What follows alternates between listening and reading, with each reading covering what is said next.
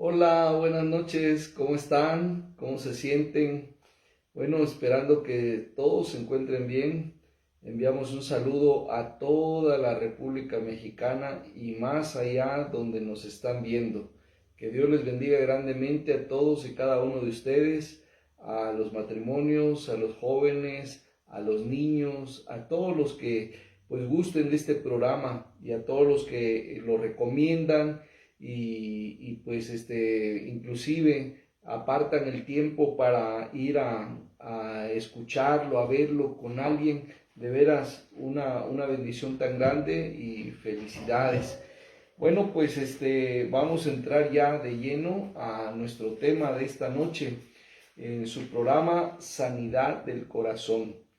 Soy el pastor Francisco Fernando Ventura Cinco y Miriam Montoya Hernández. Reciba un saludo. Amén, de parte nuestra. Y bueno, pues el tema ya por quinto martes, ya 5 martes consecutivos, hablando acerca de la voluntad de Dios. Podríamos seguir hablando más, pero la verdad consideramos de parte del Señor que con este programa de hoy vamos a cerrar este tema de la voluntad de Dios, y el próximo martes tenemos un tema nuevo también. Pero muy relacionado con esta temática de la voluntad de Dios y de la sanidad del corazón.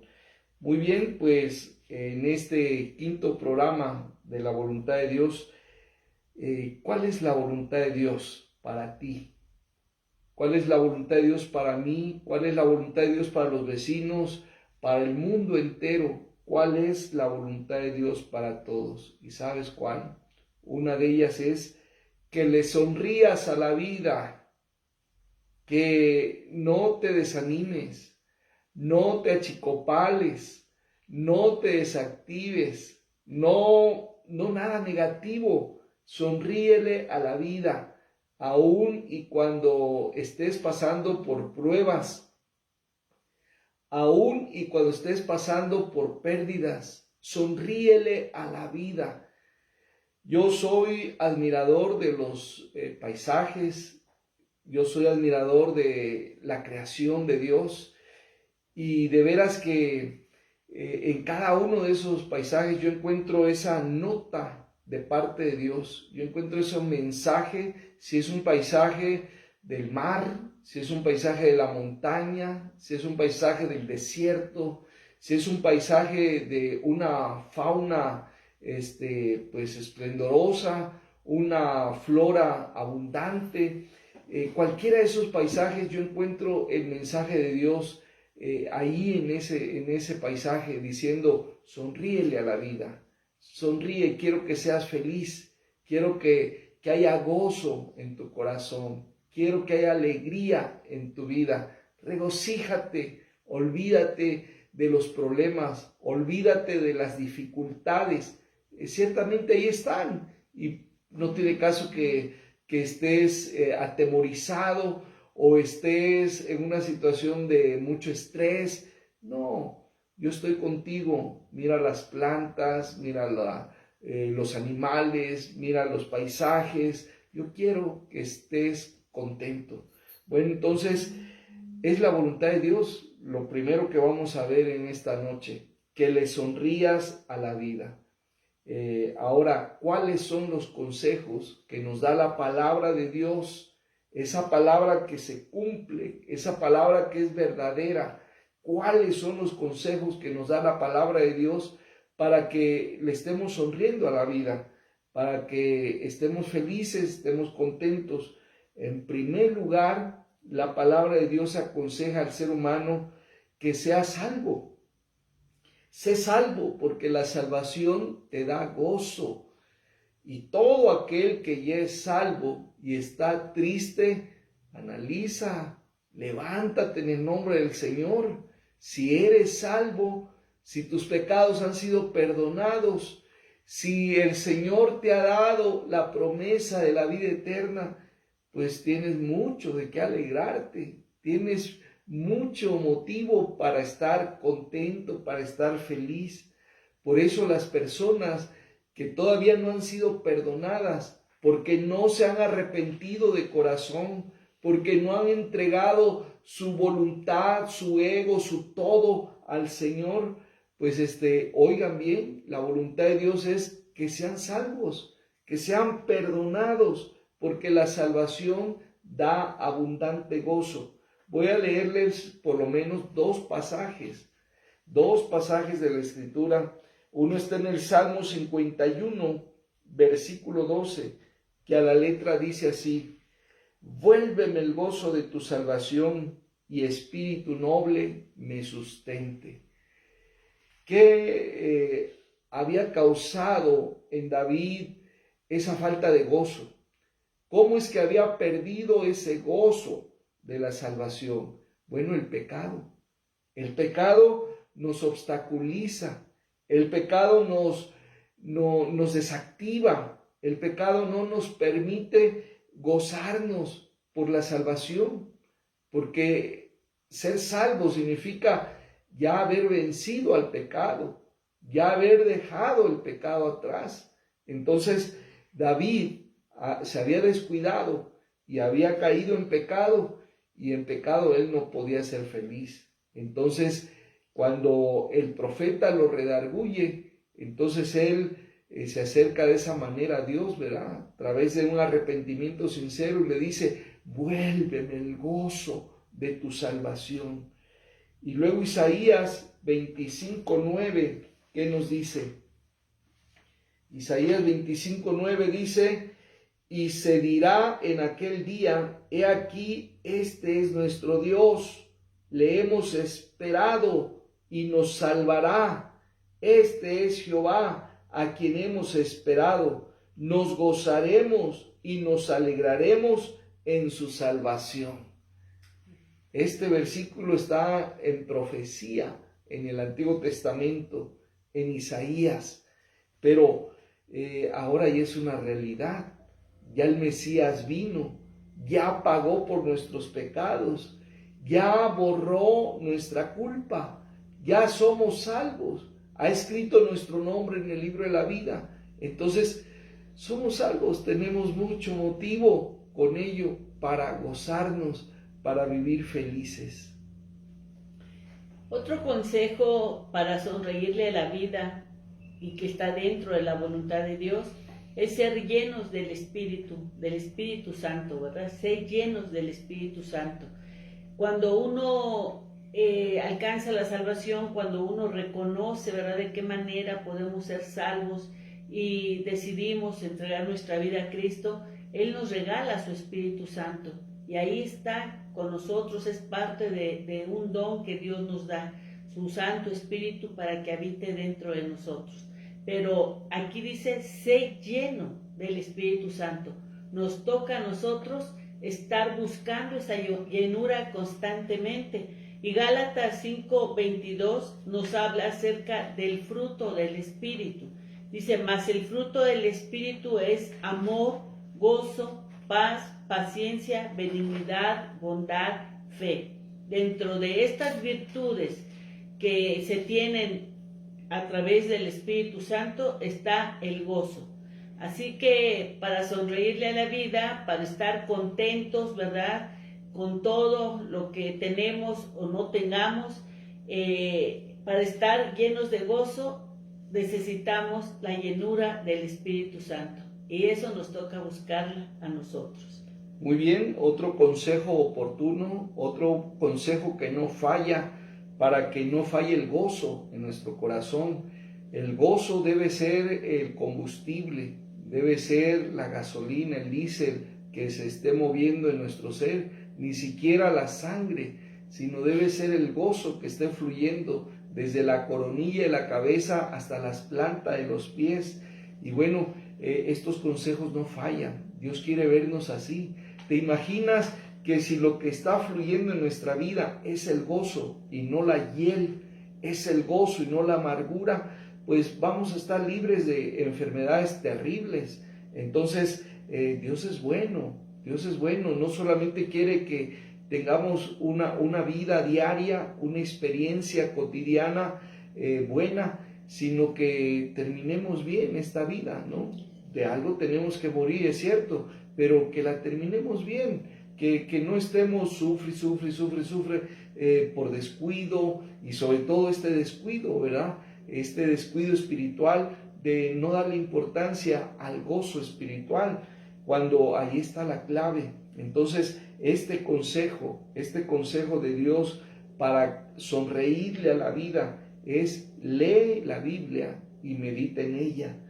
Algunos dirán, ay, qué religiosos son estos, todo lo que aconsejan es espiritual.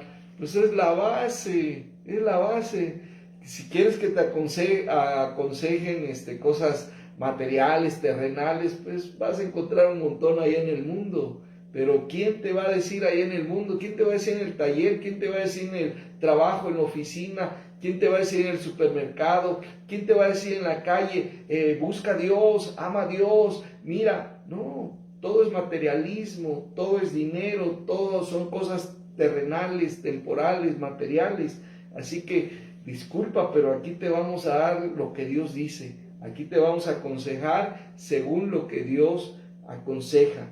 Y bueno, Él aconseja que para que tengamos gozo en el corazón y le podamos sonreír a la vida a pesar de las pruebas, a pesar de las tribulaciones, pues que seamos salvos, que ya hayamos vencido el pecado por medio del arrepentimiento, que seamos llenos del Espíritu Santo, que busquemos esa unción, esa llenura, esa gloria, ese poder del Espíritu Santo, pero también que leamos la Biblia, que meditemos en ella, y tenemos que aplicarnos y tenemos que ir contracorriente, porque ahora, aunque la Biblia también está electrónica, cuando vamos al celular vemos un montón de cosas, menos la Biblia. Y es un distractor, ¿verdad? Y es un imán para estar en los videos, para estar en las películas, para estar en documentales, para estar en otras cosas. Y aunque digamos, es que ahí cargo la Biblia, pero pues nada más la cargas, ¿verdad? Y no tú, la carga el celular. Entonces, lee y medita en las Escrituras, que sean tu delicia, la delicia de tu alma. Y entonces no va a haber problema con ese gozo. Mira lo que dice el Salmo 119. Te voy a leer 3, 4 o más versículos de este Salmo 119. No te voy a leer los 176 versículos que hablan de esta temática, solamente como 6 versículos. Mira, Salmo 119, versículo 14, dice así: me he gozado en el camino de tus testimonios, más que de toda riqueza. Esdras está diciendo, porque para mí Esdras escribió el Salmo 119, está diciendo, yo me he gozado más en tu palabra que en el dinero. Lo está diciendo literalmente, Salmo 119, 14. Ahora el versículo 16, me regocijaré en tus estatutos, no me olvidaré de tu palabra.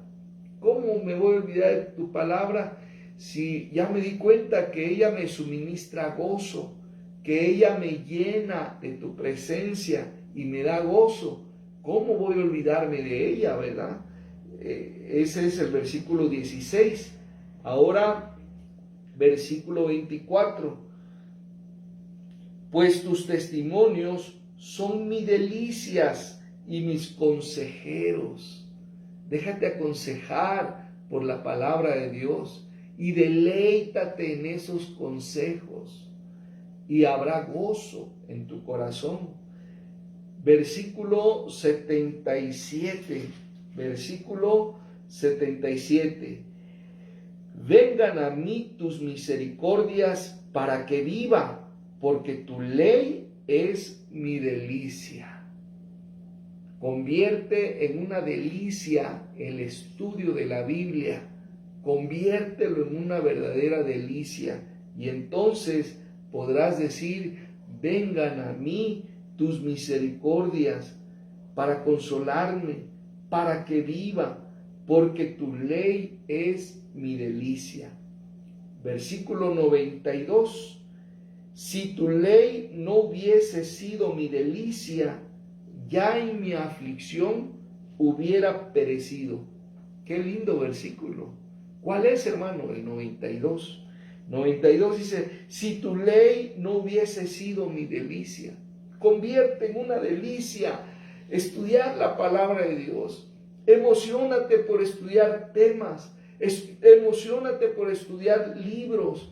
Emociónate por estudiar lo que dicen los profetas, las profecías, la historia bíblica. Emociónate por estudiar la palabra del Señor. Emociónate en verdad.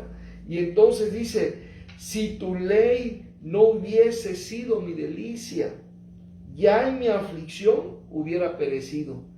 Pero se mantenía firme, se mantenía seguro. ¿Por qué? Porque la palabra de Dios era su delicia.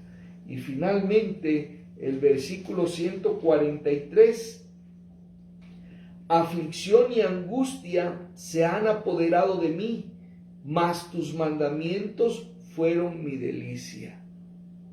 Lo mismo que el otro versículo, pero desde otro punto de vista.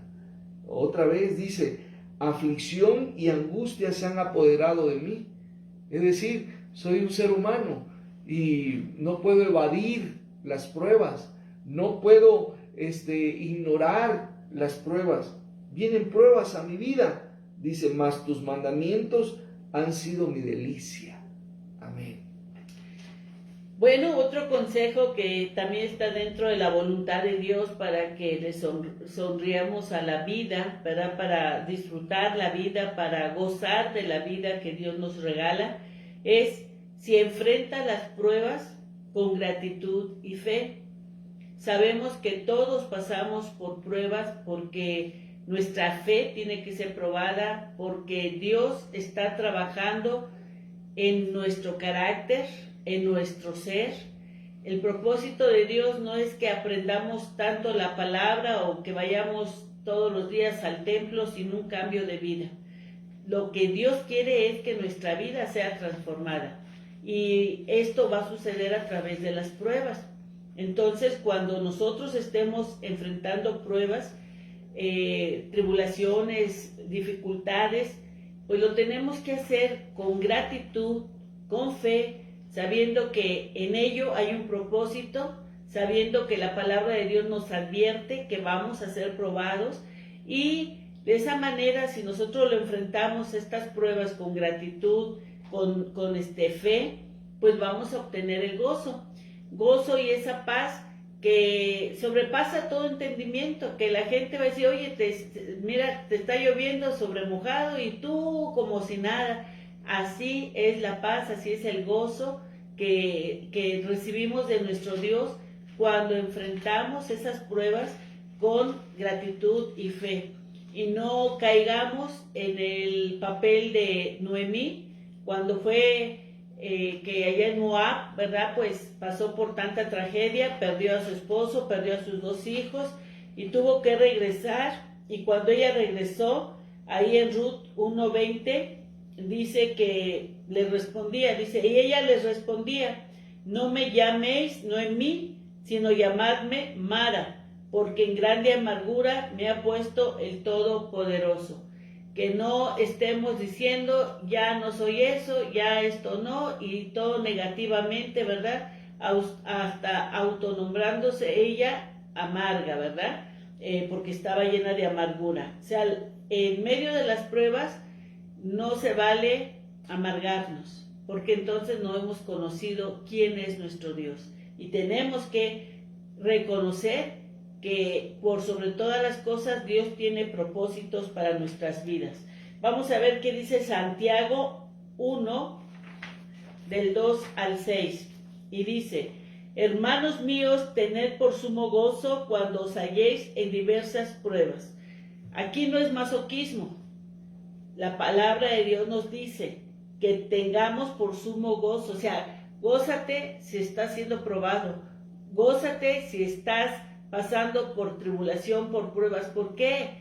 Porque Dios está trabajando en ti. Malo fuera que no pasara nada en tu vida. Entonces, preocúpate porque pues no hay una obra de Dios en ti. Pero si estás pasando por pruebas es porque Dios está trabajando contigo. Dice, sabiendo que la prueba de vuestra fe produce paciencia, mas tenga la paciencia su obra completa, para que seáis perfectos y cabales, sin que os falte cosa alguna. Ahí está, la prueba tiene un propósito y es perfeccionarnos. Dice el 5, y si alguno de vosotros tiene falta de sabiduría, pídala a Dios, el cual da a todos abundantemente y sin reproche, y le será dada. Si tú no sabes esa prueba, con qué propósito, para qué Dios la está permitiendo, pídele a Dios sabiduría para que puedas ver por qué está sucediendo todo. No para reclamar a Dios, sino para que se cumpla el propósito de Dios, que valga la pena la prueba, ¿verdad? Porque a veces pasamos la prueba, viene la prueba y pues no la pasamos porque renegamos, nos enojamos, nos peleamos con Dios, nos olvidamos de quién es nuestro Dios y pues no avanzamos, nos quedamos ahí, ¿verdad? Entonces se trata de avanzar. Y el 6 dice que si pedimos sabiduría, pero pídela con fe, no dudando nada, porque el que duda es semejante a la onda del mar, que es arrastrada por el viento y echada de una parte a otra.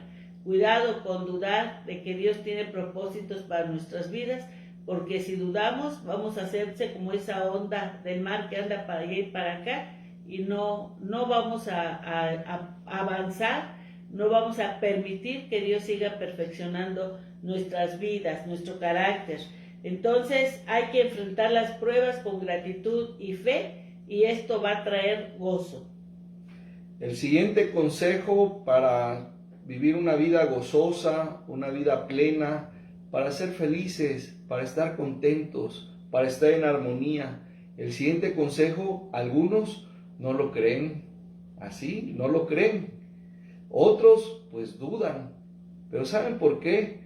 Por el tiempo que estamos viviendo, que es un tiempo de rebelión, es un tiempo de lucha, es un tiempo de desacreditación de Dios, es un tiempo profético, apocalíptico, difícil, y por eso algunos no creen este consejo que les voy a compartir ahorita, y porque hasta suena tan simple, hasta suena de veras como que, ay, ¿cómo van a dar ese consejo?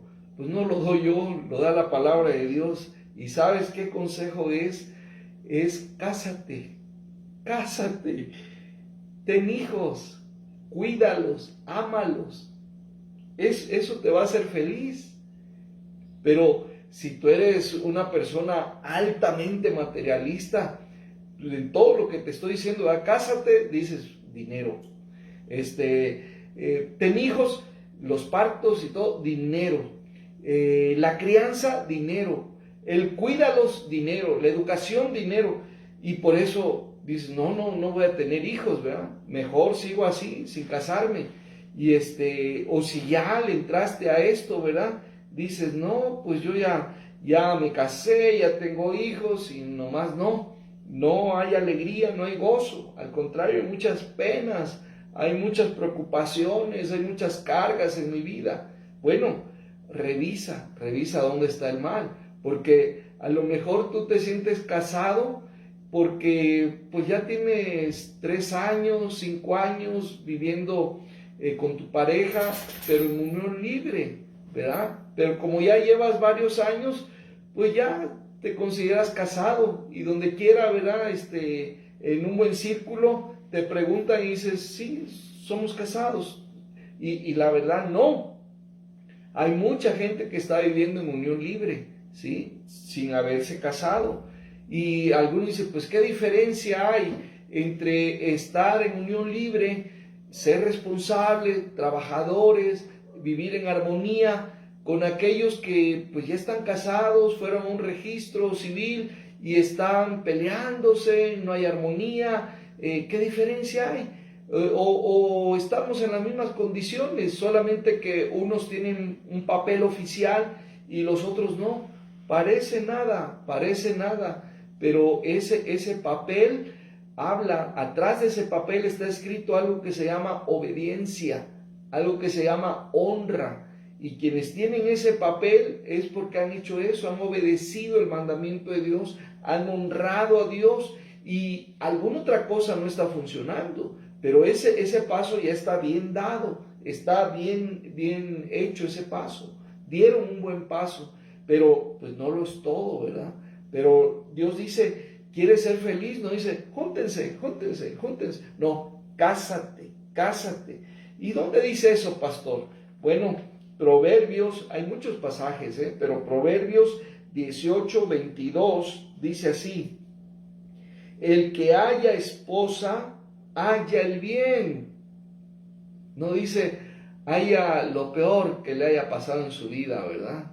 La peor carga cuando conoció a su mujer o viceversa. No, dice, el que haya esposa, haya el bien y alcanza la benevolencia del Señor.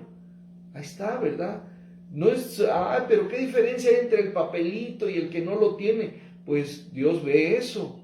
Dios está viendo ese papelito, te digo, con la palabra obediencia, honra.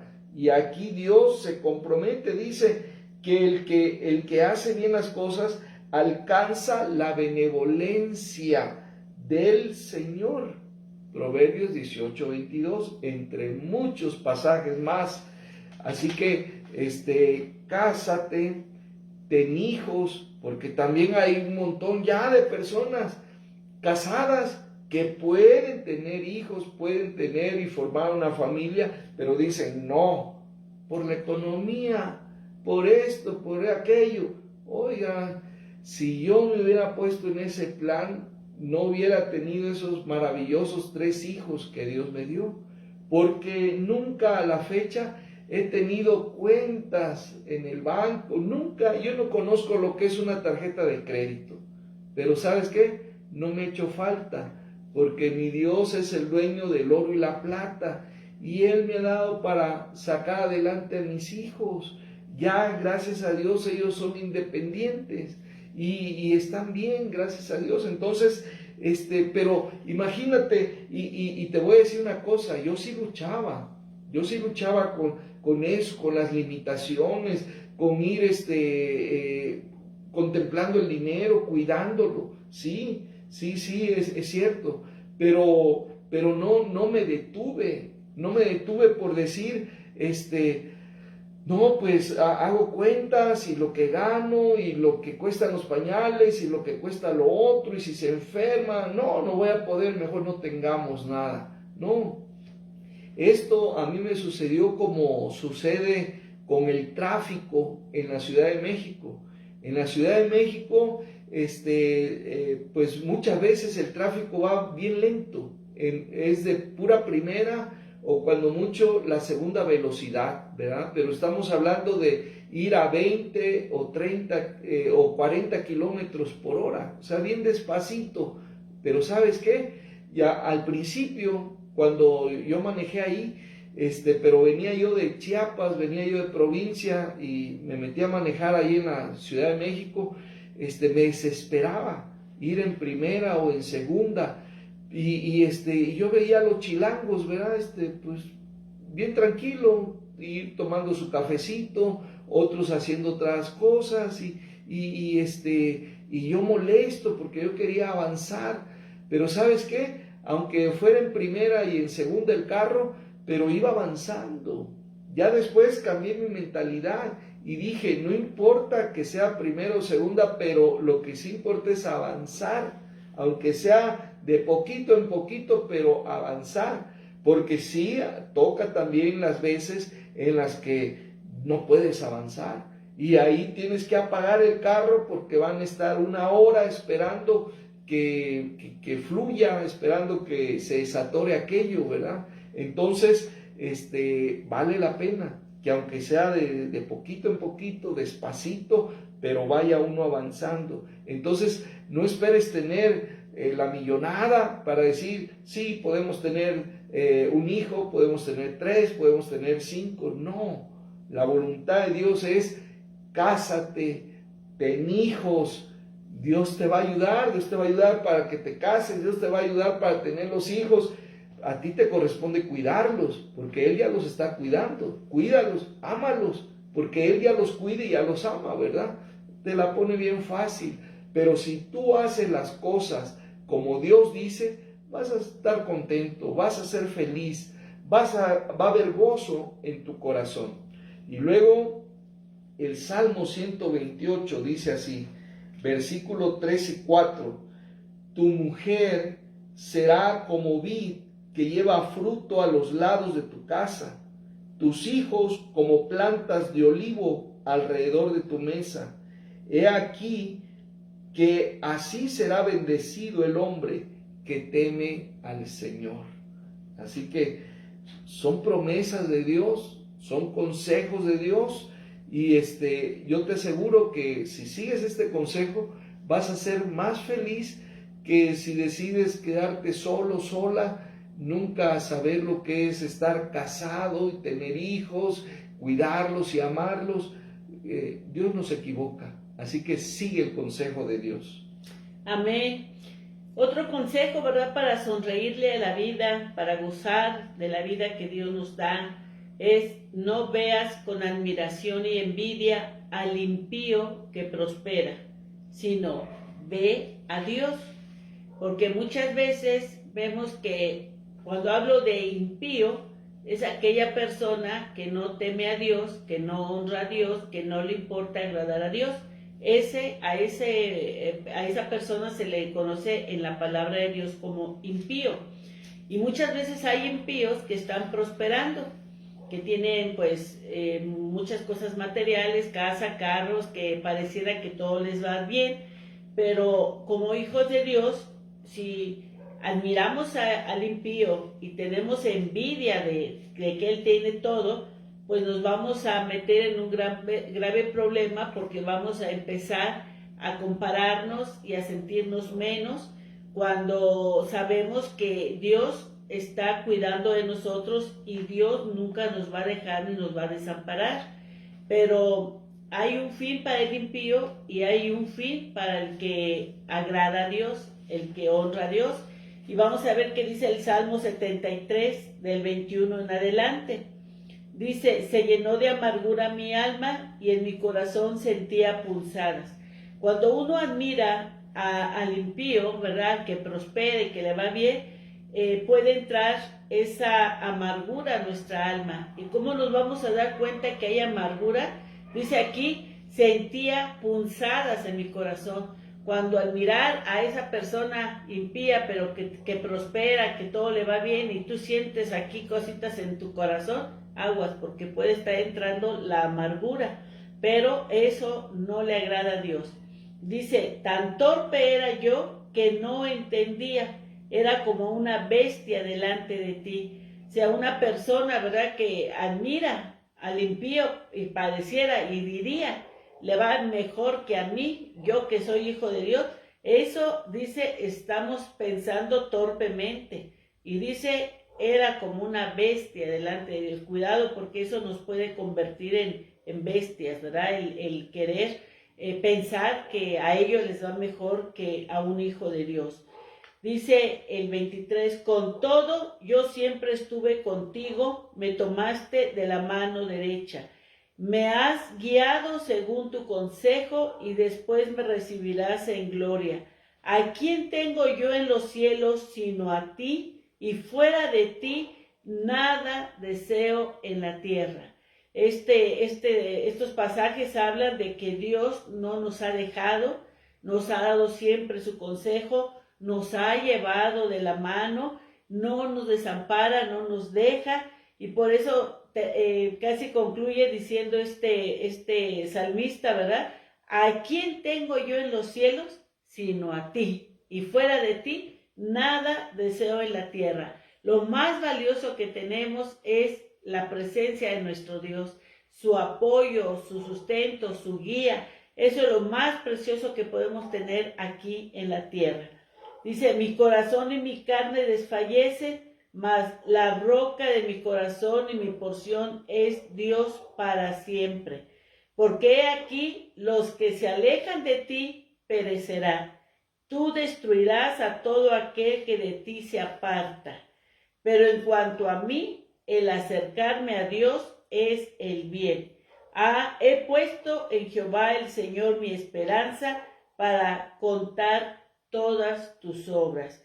Qué importante es estar cerca de Dios, y eso es lo que nos toca buscar, estar cada día más cerca de Dios y contar las maravillas que Él hace y seguirá haciendo todos los días de nuestra vida.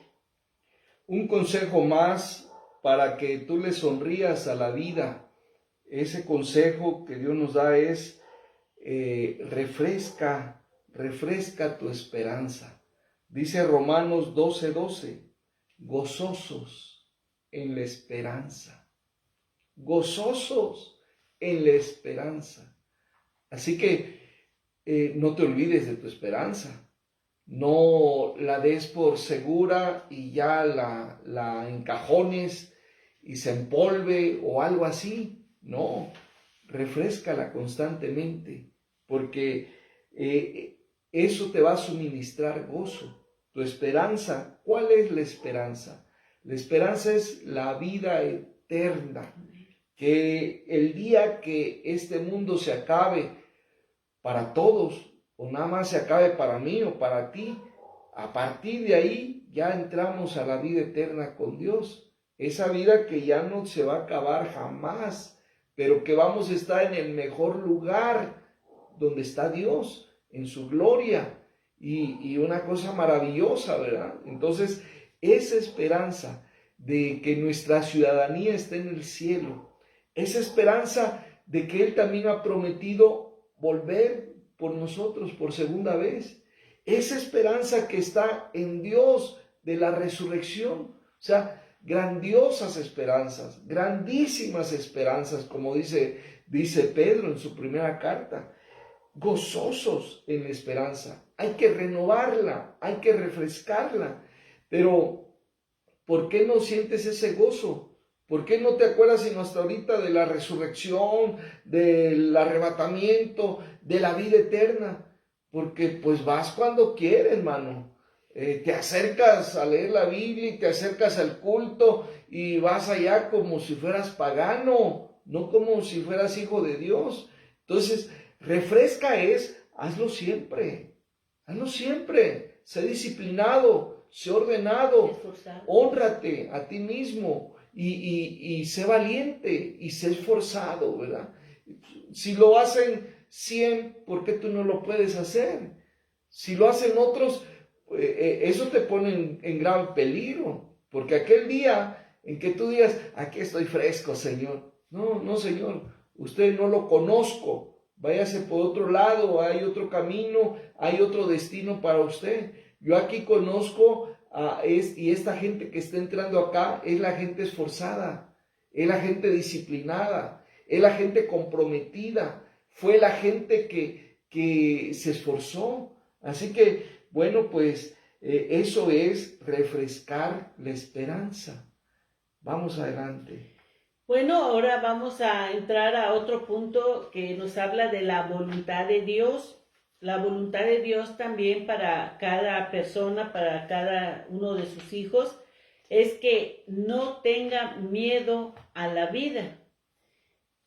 Hay muchas personas que, aunque dicen ser cristianos y pertenecer a una congregación, viven con mucho temor a lo que está pasando allá afuera, vive con mucho miedo de que si los pueden secuestrar, que si los pueden asaltar, siente cada momento, ¿verdad?, que corre peligro, pareciera que hay un delirio de persecución. Hay gente que no puede ser feliz, no puede tener paz porque siempre está ese miedo, no puede dormir porque hay miedo a cosas que se van a presentar en la vida. Y la verdad, sí hay peligros, sí, cada vez la maldad se va a multiplicar más y en verdad que sí hay cosas feas en el mundo, allá afuera, ¿verdad?, en la calle, cosas que se oyen en las noticias, pero la voluntad de Dios es que nosotros no tengamos miedo, porque el miedo no proviene de Dios. Y el amor echa fuera el temor, el amor, que Dios es amor, echa fuera el temor. Entonces un hijo de Dios no tiene por qué estar viviendo con miedo. Y vamos a ver, hay muchos pasajes que nos hablan de la confianza que debemos tener en Dios, pero el Salmo 27 es un salmo que nos habla mucho de esa protección de nuestro Dios. Pero vamos a leer nada más el verso del 1 al 3 y el verso 10. Y dice el 1: Jehová es mi luz y mi salvación, ¿de quién temeré? Jehová es la fortaleza de mi vida, ¿de quién he de atemorizarme? Entonces, si Jehová es mi luz y mi salvación, no tengo por qué tener miedo de nada, porque Él es el Todopoderoso. No hay nadie que lo pueda vencer. Entonces, si Él es mi luz y es mi salvación, debe tener paz mi alma, porque estoy en buenas manos. Y dice el 2: Cuando se juntaron contra mí los malignos, mis angustiadores y mis enemigos, para comer mis carnes, ellos tropezaron y cayeron. Entonces, vemos aquí que David está escribiendo esto y que a lo mejor cuando lo leemos no lo entendemos. Pero si nos ponemos a pensar o analizar o estudiar un poco sobre la vida de David cuando compuso este salmo, David estaba siendo perseguido por el rey Saúl, que lo quería matar, y no iba solo el rey Saúl a buscarlo, llevaba todo un ejército. Y David andaba huyendo para que no fuera presa de Saúl y Saúl no lo matara. Y en medio de todo esto, David escribe, y de verdad dice uno, un hombre que debiera estar todo con miedo y escondido. Sí se escondía, pero huía para no dejarse matar, pero realmente él estaba confiando en Dios. Por eso dice: se juntaron contra mí los malignos y mis angustiadores, ¿verdad?, para comer mis carnes, pero ellos tropezaron y cayeron, porque nunca Dios les dio la oportunidad a esa gente malvada de tomar preso, matar a David. Y por eso David estaba bien consciente de que ningún enemigo podría atacarlo. Por eso dice el 3: aunque un ejército acampe contra mí, no temerá mi corazón. Porque él sabía quién era su Dios. Él sabía quién era Jehová de los ejércitos. Y el verso 10 dice: aunque mi padre y mi madre me dejaran, con todo Jehová me recogerá. Muchas veces hay jóvenes, ¿verdad? Hay personas que tienen miedo de que sus padres no los apoyen, que sus padres los abandonen. Y más cuando un joven decide, o alguien, ¿verdad?, decide caminar con Dios y toda la familia se le echa en contra, ¿verdad? Aún ahí dice: aunque mi padre y mi madre me dejaren, me abandonaran, me rechazaran, dice: con todo Jehová me recogerá. Si tú pones tu confianza en el Señor, tú no vas a tenerle miedo a la vida, no vas a tener miedo de lo que vaya a venir, porque Dios está por ti y está contigo. Lamentablemente hay mucha gente que vive, duerme y tantas cosas con miedo, y esa no es vida. La voluntad de Dios es de que no tengas miedo a la vida, no tengas miedo a la crisis, no tengas miedo a la violencia, no tengas miedo a la inseguridad, no tengas miedo a las amenazas, no tengas miedo a las enfermedades, no tengas miedo a nada, no tengas miedo pues a los años, ¿verdad? Y que ya me estoy convirtiendo en viejito, en viejita, ya no tengo la misma fuerza, ya no tengo las mismas habilidades, ya no tengo la misma retención de conocimientos, etc. No tengas miedo a nada, no tengas miedo a nada. Bueno, pues si el Padre Celestial es tu Padre, no hay razón para que tengas miedo a nada. Y esa es la voluntad de Dios, ¿verdad? Que Él sea tu Padre para que experimentes que siendo Él tu Padre no hay miedos. Pero cuando no tenemos esa seguridad, no tenemos esa confianza y esa identidad de que somos hijos del único Padre Celestial, entonces sí es cuando flaqueamos, y entonces sí es cuando tenemos miedo de la carestía de la vida, de las enfermedades, etc. Pero no tengas miedo, duerme tranquilo, camina con Dios, honra al Padre. Dice el Salmo 34, versículos 8 al 10, gustad y ved que es bueno el Señor. El Señor es bueno. Amén. El Señor es bueno. Entonces, si Él es bueno y Él está por encima de todo, no tengas miedo de nada. También dice, gustad y ved que es bueno Jehová, dichoso el hombre que confía en Él. Eso es todo, confía en Él. No confíes en las circunstancias, porque estas cambian. No confíes en las personas, porque cambian. No confíes en ti mismo, porque cambias. Confía en el Señor. Y entonces, asunto resuelto. Dice el versículo 9, temed a Jehová, vosotros sus santos, pues nada falta a los que le temen. En lugar de tenerle miedo a las circunstancias, miedo a los problemas, pues no le tengas miedo, sino tenle temor al Señor, y entonces Él te da la promesa, nada le falta a los que le temen.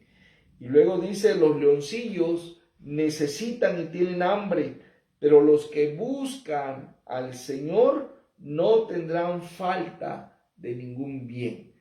Así que el Señor siempre va a honrar su palabra.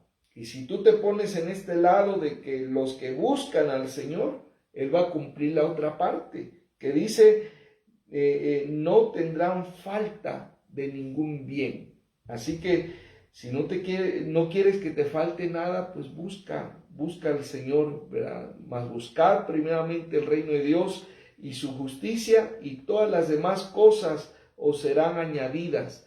Luego, versículos del 17 al 19. Claman los justos y Jehová oye. Ahí está la clave. ¿Cómo vas a salir con seguridad? ¿Cómo vas a avanzar si no clamas? Pero clamar no es difícil, no es complicado, mucho menos cuando ya lo hiciste un hábito, una disciplina.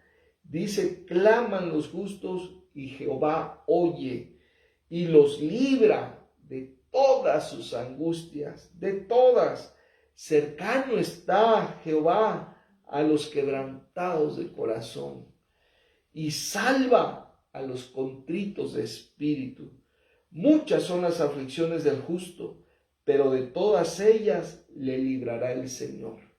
Bendito sea su nombre. Amén, bendita su palabra y sus promesas. Y también, pues, debemos vivir, ¿verdad? O más bien la voluntad de Dios es que no le tengamos miedo a la vida. Pero ¿qué pasa cuando pues estamos pasando por situaciones difíciles, enfrentamos una enfermedad dentro de la familia, algo de una enfermedad terminal o un conflicto económico, una deuda, una crisis de trabajo? Porque todo eso va a pasar, no vamos a decir que Jesús dijo, en este mundo tendréis aflicciones, nos lo advirtió, pero dijo, pero confiad, yo he vencido al mundo. Y de que vamos a pasar por cosas difíciles, situaciones difíciles, sí, cosas que pueden traer ansiedad a nuestra vida, pero no es que la ansiedad se quede con nosotros, no es que apapachemos la ansiedad, no es que le abramos la puerta toda amplia, ¿verdad?, la ansiedad y dejemos que la ansiedad nos consuma. No, dice Primera de Pedro 5:7, echando toda vuestra ansiedad sobre Él, porque Él tiene cuidado de vosotros. Sí va a haber aflicción, sí puede tocar la puerta, la ansiedad a nuestra puerta, ¿verdad?, nuestra vida, pero no la vamos a cargar nosotros, la vamos a traer a Jesucristo y le vamos a decir, Señor, esto es lo que está pasando, y vamos a descansar en Él. Él va a tomar esa causa que le estamos entregando y Él va a tener cuidado de nosotros. Él va a darnos la salida, nos va a dar la gracia, la sabiduría para poder resolver o salir de esa situación. No lo va a hacer Él. Él nos va a guiar para que nosotros sepamos cómo, por eso tenemos que depender de Él. Pero aquí es que traigamos toda nuestra ansiedad, no nos quedemos con ella, porque eso nos va a consumir, nos va a acabar y nos va hasta alejar de la fe que debemos tener en Él. Muy bien, vamos a otro consejo para no tener miedo. Juan, el Evangelio, capítulo 16, versículo 33, dice así: estas cosas os he hablado para que en mí tengáis paz. En el mundo tendréis aflicción, pero confiad, yo he vencido al mundo. Así que este es el consejo de Dios para que no tengamos miedo, porque el miedo, cuando lo aceptamos, cuando el miedo llega e invade nuestra mente, invade nuestras emociones, invade nuestro corazón, la paz se rompe, la paz se esfuma, la paz se va de nosotros. Así que retén esa paz y deja que el miedo venga, choque y retache y se vaya, pero no dejes ir la paz. ¿Cómo? Dice: estas cosas os he hablado para que en mí tengáis paz. O sea, nunca sueltes al Señor. Nunca sueltes al Señor, porque Él es tu paz. Dice: en el mundo tendréis aflicción, pero confiad, yo he vencido al mundo. Así que si tienes al vencedor, pues qué miedo. ¿Por qué vas a tenerle miedo a algo? Pero no lo dejes ir. No lo ahuyentes a Él. Ahuyenta el miedo, pero no ahuyentes al Señor. Qué privilegio saber que el Señor ha prometido estar con nosotros. Ya es una realidad. Entonces, simplemente decir: ay, Señor, tú estás aquí, perdóname, ocupa tu lugar, te abrazo con todo mi corazón. Y mientras estás así, lo adoras y lo abrazas, entonces, ¿cuál miedo? ¿Cuál miedo si estás abrazado de Dios, verdad? Entonces, estas cosas os he hablado para que en mí, dijo Jesús, tengáis paz. Así es, y algo que también nos ayuda mucho a no tener miedo a la vida es qué vamos a hacer cuando hay, pues, tal vez preocupación por lo que vamos a comer, qué vamos a vestir, nos afanamos por lo que va a pasar mañana. El afán trae ansiedad y la palabra de Dios nos habla sobre ese afán y esa ansiedad. Dice Mateo 6, del 25 al 33, por tanto os digo, no os afanéis por vuestra vida, qué habéis de comer o qué habéis de beber, ni por vuestro cuerpo, qué habéis de vestir. No es la vida más que el alimento y el cuerpo más que el vestido. Y nos pone como ejemplo, ¿verdad?, a los animalitos. Dice: mirad las aves del cielo, que no siembran, no ciegan, ni recogen en graneros, y vuestro Padre Celestial las alimenta. Y nos pregunta: ¿no valéis vosotros mucho más que esas aves del cielo? O sea, si Dios las sustenta, las alimenta, y a ellas que son tan pequeñitas, o sea, que mucha gente no les da un valor grande a los pajaritos, a las aves del cielo, pero pregunta Jesús: ¿no valéis vosotros más que esas aves? Dios está pendiente de nosotros y dice: ¿y quién de vosotros podrá, por medio de que se afane, añadir a su estatura un codo? O sea, ay, me afano porque yo quiero ser más alto, voy a ser más alto. Por más que te afanes, no vas a crecer más, ya llegaste a tu estatura que debías tener. Pero es un ejemplo, ¿verdad?, de cómo la gente se afana tanto en algo que ni siquiera puede alcanzar. Y dice el siguiente versículo: y por el vestido, ¿por qué os afanáis? Considerad los lirios del campo, que crecen, no trabajan ni hilan, pero os digo que ni aun Salomón con toda su gloria se vistió así como uno de ellos, ¿verdad?, de esos lirios. Hay veces que nos estamos afanando por la ropa, y la verdad, aquí puede hasta pecar a alguien porque teniendo ropa y quiere más ropa y quiere más ropa, y Hay personas que andan comprando siempre que van a una tienda ropa, aunque ni se la pongan, ¿verdad? Entonces, no tenemos que poner tanto afán en ello, porque Dios se encarga, también conoce nuestra necesidad y se encarga de dar lo que necesitamos. Y dice, y si la hierba del campo que hoy es, mañana se echa en el horno, Dios la viste así, ¿no hará mucho más a vosotros, hombres de poca fe? Una persona que se afana, que se llena de ansiedad, está manifestando poca fe, porque quien tiene fe sabe que Dios va a proveerle todo lo que se necesita. Dice, no os afanéis pues diciendo qué comeremos o qué beberemos o qué vestiremos, porque los gentiles buscan todas estas cosas, pero vuestro Padre Celestial sabe que tenéis necesidad de todas estas cosas. No nos comportemos como gentiles, ¿verdad? Buscando solamente estas cosas y olvidándonos de Dios. Dios sabe de qué tenemos necesidad y el consejo que Él nos da aquí, ¿verdad? Dice, mas buscad primeramente el reino de Dios y su justicia, y todo lo demás os será añadido. Así que el consejo de Dios es, busca lo espiritual, busca el reino de Dios, busca agradar a Dios, busca estar en paz con Dios, busca tener la presencia de Dios en tu vida y mira que Dios se va a encargar de ello. Por falta de tiempo no compartimos, pero de verdad que hay tanta experiencia en nuestras vidas en este aspecto, de cómo Dios ha suplido, cómo Dios ha llenado todas nuestras necesidades sin tener que estar ahí afanándose cada día por cómo lo vamos a hacer. Hemos confiado y Dios nos ha sorprendido. Otra cosa que es la voluntad de Dios para ti, para mí, para todo su pueblo, escucha bien esto, es que inviertas en su reino. Invierte en el reino de Dios.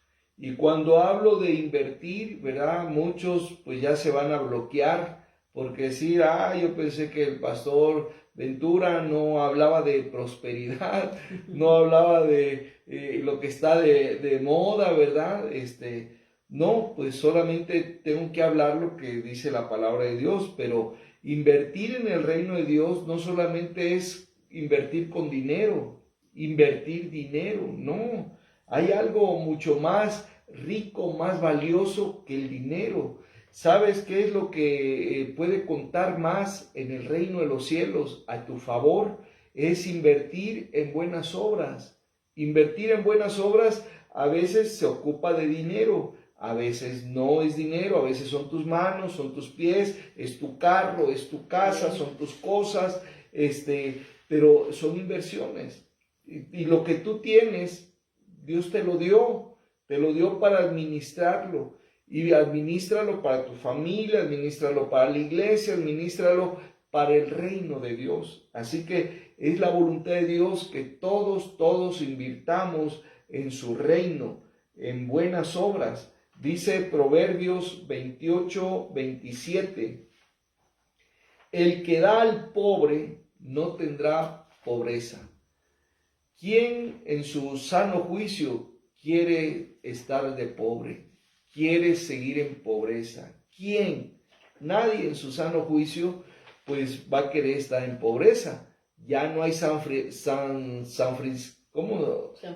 franciscanos, ¿verdad? Los del voto de la pobreza ya no existen. Solamente los franciscos, pero no los franciscanos. Entonces, no hagas voto de pobreza. Nadie lo está haciendo, nadie lo va a hacer. Pero dice aquí que el que da al pobre no tendrá pobreza. Ya se libró, ya tiene un pie hacia adelante, hacia la prosperidad, por haberle dado al pobre. Porque dice la segunda parte, mas el que aparta sus ojos tendrá muchas maldiciones. O sea, el que dice, no, yo doy al que me pueda regresar lo que doy, o más de lo que doy, al que me pueda bendecir, yo también lo bendigo. No, sé parejo, dale a los que tienen y dale a los que no tienen. Mientras tienes, nunca te vas a quedar con todo el dinero. El dinero, por eso Dios nos dio dos manos, para que con una recibamos, la pongamos en la otra mano y con la otra la estiremos hacia afuera para darse la otra. Pero muchos no agarran con una mano, agarran con las dos y venga para tu reino, ¿verdad? Y el hermano y el mundo y la familia que está de este lado se queda sin bendición. Pero si tú tomas las dos manos para agarrar lo que Dios deposita, lo que Dios te da a través de muchas cosas y las traes para ti, pues Dios ya no te va a dar más, porque las manos las tienes para tu reino. Entonces, en cambio, si de aquí tomas lo que Dios te da, lo pones acá, ya esta mano ya queda libre para volverla a poner, y entonces apenas estás soltando lo que Dios te dio cuando ya tienes más. Esta ilustración es real, no la olvides, no la pierdas, porque es lo que dice la palabra de Dios: el que da al pobre no tendrá pobreza, mas el que aparta sus ojos tendrá muchas maldiciones. Luego tenemos el caso de 2 Corintios capítulo 8 versículo 2. Dice, esto tiene que ver con las iglesias de Macedonia, dice el versículo 1. Y el versículo 2 dice que en grande prueba de tribulación, la abundancia de su gozo y su profunda pobreza abundaron en riquezas de su generosidad. Mira, léela despacio, léela en el Espíritu y te vas a dar cuenta del gran mensaje que contiene este versículo. Porque este versículo nos está diciendo que los hermanos de la iglesia de Macedonia pues estaban pasando por pruebas, por tribulaciones, por falta de trabajo, por falta de recursos, por limitaciones, y que eso los traía a pobreza y los había puesto en un estatus de pobreza. Pero lo que no pudieron lograr los problemas sociales con su vida espiritual de ellos fue acabar con su gozo. Con su gozo no se vino abajo porque la economía se venía para abajo, no, la economía se vino para abajo, pero su gozo nunca lo perdieron, dice. Y como no perdieron ese gozo, dice que en su pobreza ellos abundaron en las riquezas de su generosidad. ¿Sabes lo que es eso? ¿Sabes lo que es ser generoso?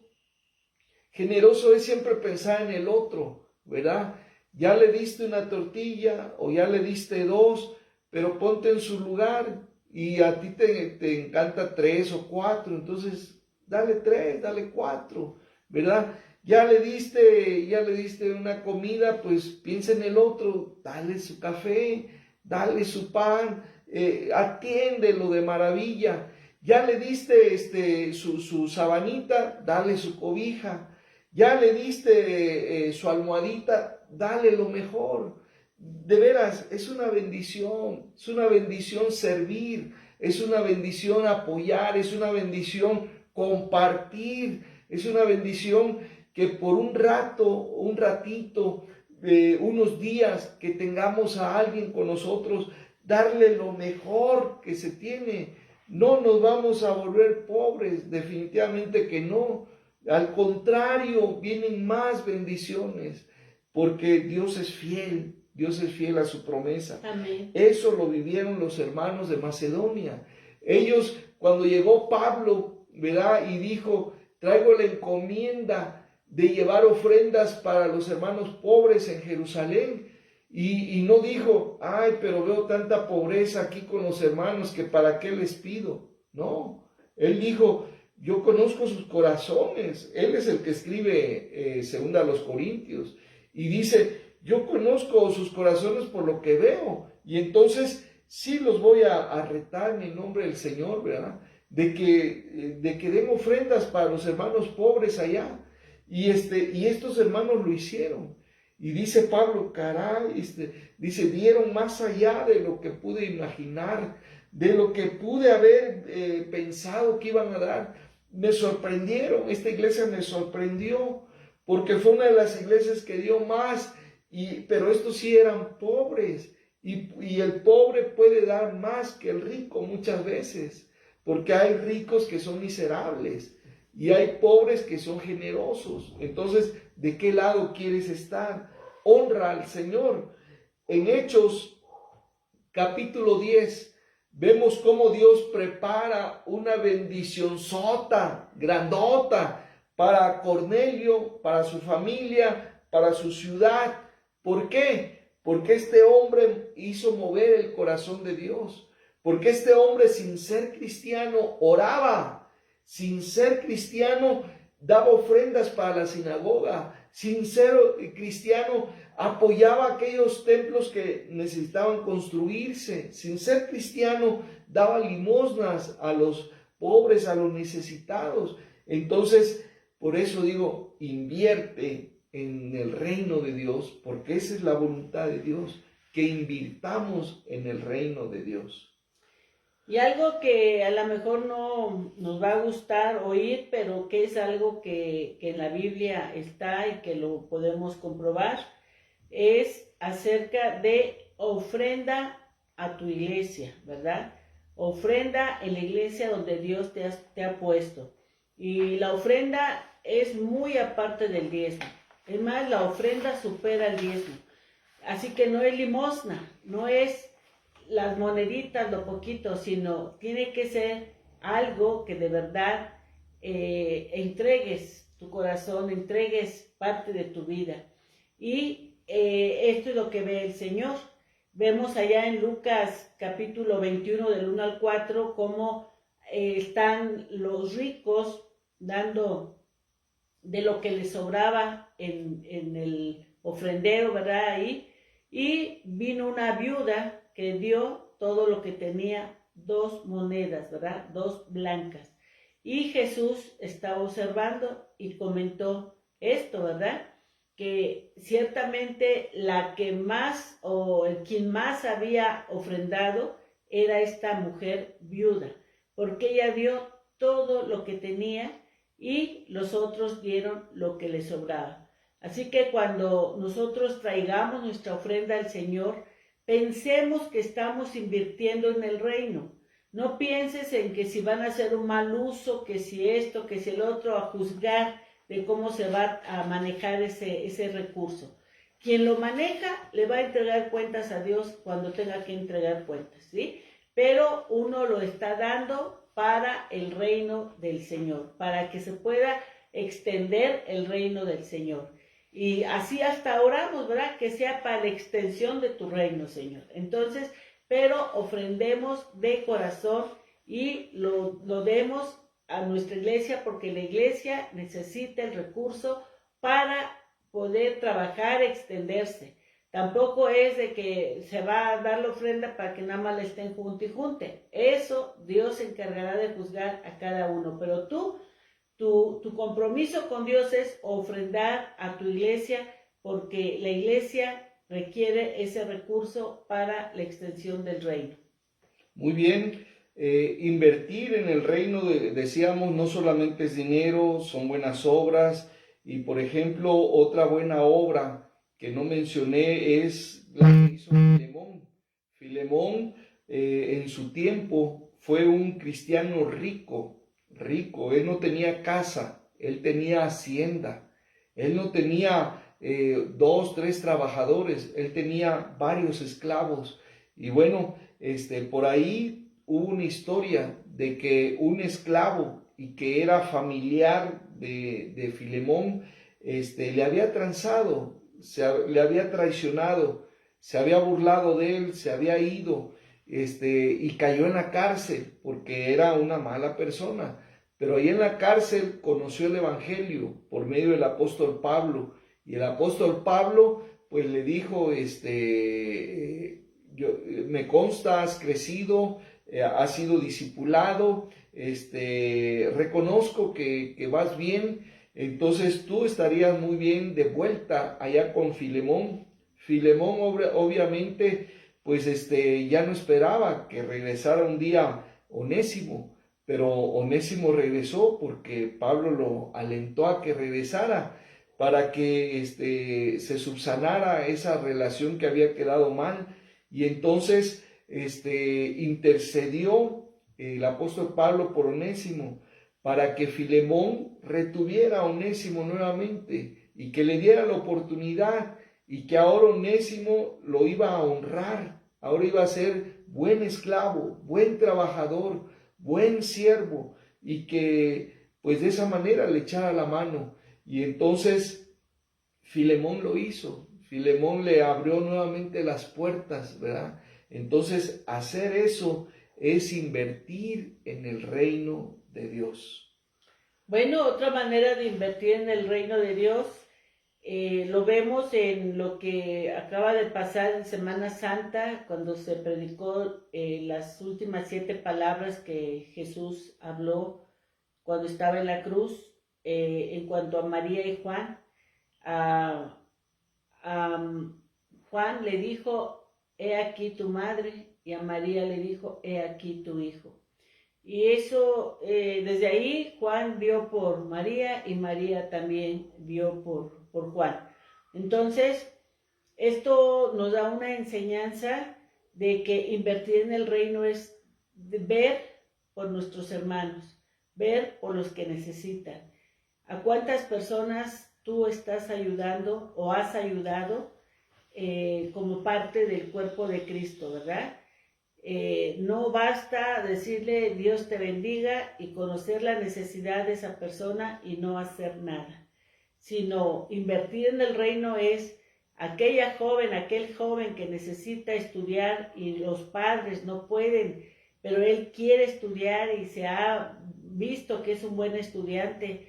Es importante apoyarle. Si no puede solo, reúne otro grupo de hermanos, organícense, den una ofrenda semanal, pero apoyen a ese joven, porque recuerda que los jóvenes son como hijos para los adultos, y tú cuando ves que tu hijo desea estudiar algo, no le cierras la mano, sino lo apoyas, y dentro de la iglesia los más jóvenes son hijos, y los más grandes son padres, y los más grandes son abuelos, o sea, somos una comunidad de fe, una familia, y tenemos que ver unos por los otros.